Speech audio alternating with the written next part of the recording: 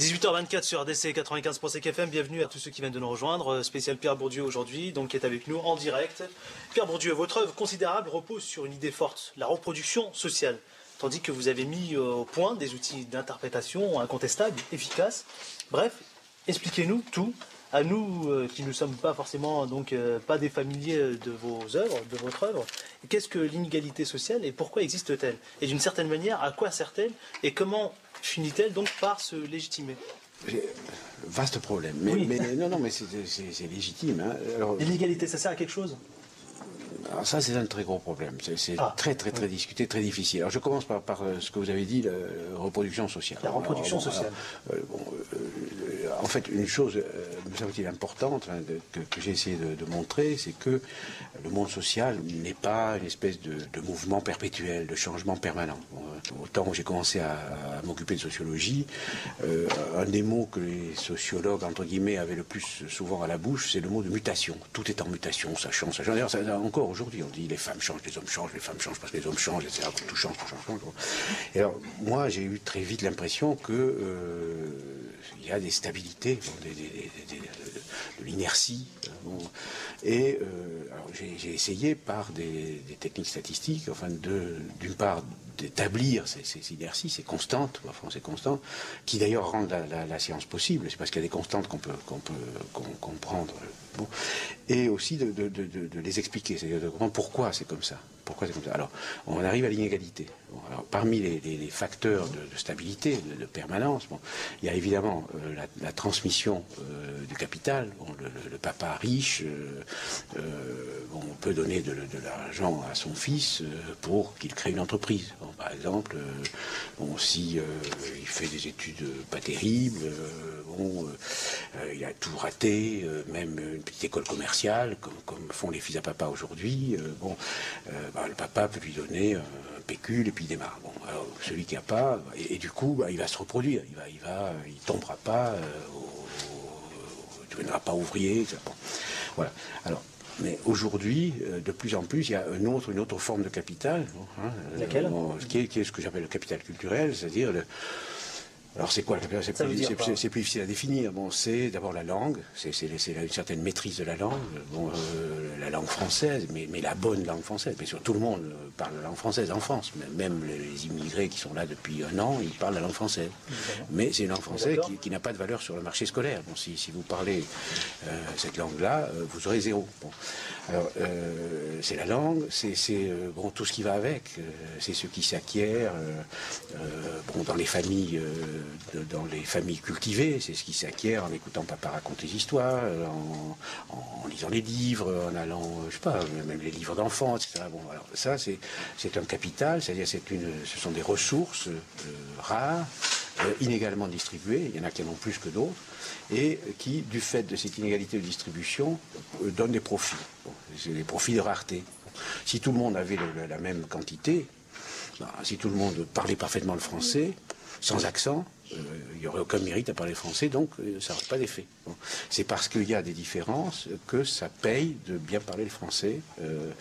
Par exemple, un très beau travail qui a été fait par une sociologue américaine qui a montré que les enfants de classe moyenne, comme disent les Américains, ça veut dire bourgeoisie, les enfants de la bourgeoisie, savent bien donner à la maîtresse ce qu'elle veut. Bon, ils savent, parce qu'ils sont du même milieu, leur maman fait pareil, etc.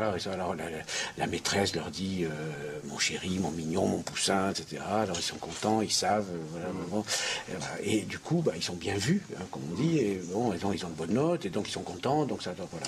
Donc il y a ça, il y a les facteurs qui tiennent au fait qu'il y a des pré-savoirs qui sont pas nécessairement scolaires, qui sont aussi importants. C'est comment se tenir, comment arriver, ne pas jeter le cartable par terre, etc. Tenir son cahier propre, etc. Truc. Bon, voilà. Il y a ça. Et alors l'autre chose aussi, c'est assez lié à ça, c'est notre facteur, c'est à capital culturel égal. Il y a un autre facteur d'inégalité, c'est la bonne volonté à l'égard du système scolaire. Bon, ce que on appelle la docilité. Docilité, c'est le mot qui vient du latin. Docilis, ça veut dire qui se laisse instruire. Bon,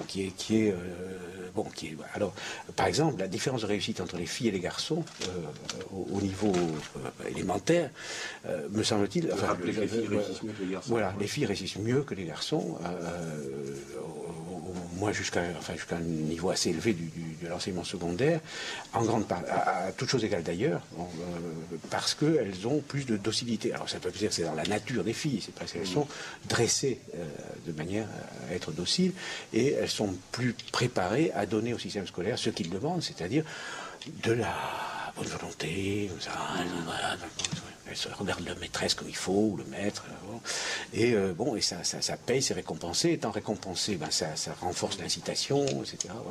Voilà. Donc on a une. Alors j'ai donné quelques facteurs, mais c'est beaucoup plus compliqué pour. Et les hommes, par contre, eux, ils sont plus rétifs. Ils ont du point d'honneur. Enfin, en ce sens, c'est plus dur pour eux. Bon, enfin bref, ça serait long. Là, je vais dire des choses trop simples et qui risquent de paraître fausses. Mais voilà. Alors, le capital culturel est un élément très très important. Et je pense qu'aujourd'hui, de plus en plus, dans les sociétés contemporaines, développées, mais même les autres, la reproduction des inégalités se fait de plus en plus à travers la transmission du capital culturel. Et alors ça, ce sont des choses qui, par exemple, encore une fois, quand j'ai commencé à travailler, on disait la mobilité sociale, les États-Unis sont le pays de la mobilité, une génération, self-made men, etc., etc. Bon, c'est du bidon, c'est du pipeau. Il y a eu des travaux en partie inspirés par ce que j'ai fait ici en France, qui ont montré qu'aux États-Unis, les inégalités liées au capital culturel sont encore plus grandes qu'en France, dans la mesure où l'accès aux grandes universités est doublement contrôlé par le capital, d'une part par le capital économique, parce que les études valent très cher, et d'autre part par le capital culturel, parce que comme ici, ça se transmet à travers les familles. Bon, c'est pareil au Japon, une étude a été faite par un de mes élèves à l'université de Todai, où on trouve les fils de samouraïs. Voilà.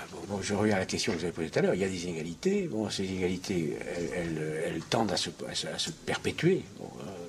Je ne dis pas qu'elles se perpétuent automatiquement. Mais vous n'avez pas répondu à ma question tout à l'heure. L'inégalité, ça sert à quelque chose? Au fond, c'est un problème, j'allais dire métaphysique. C'est un problème sur lequel un sociologue n'a pas tellement à prendre position.